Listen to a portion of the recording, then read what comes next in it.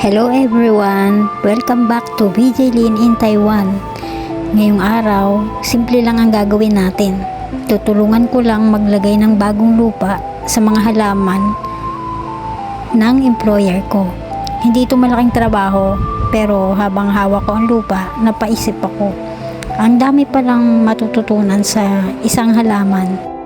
Hindi ako eksperto sa gardening, pero gusto ko ang tahimik na pakiramdam habang inaayos ang mga paso. Parang walang nagmamadali, walang pressure, may oras lang para alagaan ang isang bagay. At minsan, yun din ang kailangan natin sa buhay. Hindi laging bilisan, hindi laging habol. Minsan, kailangan lang maging steady. Kapag kulang na ang sustansya ng lupa, mahihirapan ding lumago ang halaman. Kaya nilalagyan namin ito ng bagong lupa para magkaroon siya ng panibagong lakas. Habang ginagawa ko ito, naisip ko, tayo rin kaya?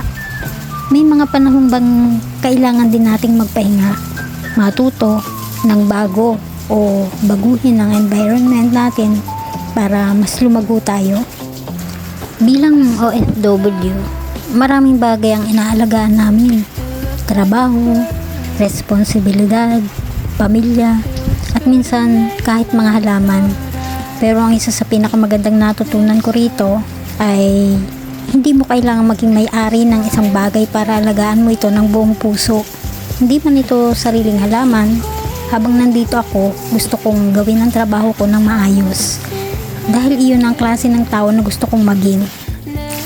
Ang ganda tingnan kapag malusog ang isang halaman, pero ang hindi natin nakikita ay ang araw-araw na pagdidilig, pag-aalaga at paghihintay.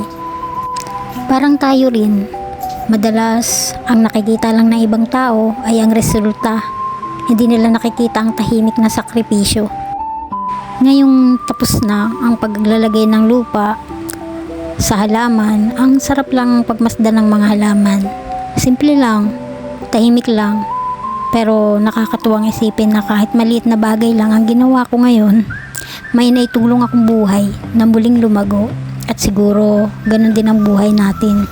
Hindi natin kailangang gumawa ng malalaking bagay araw-araw.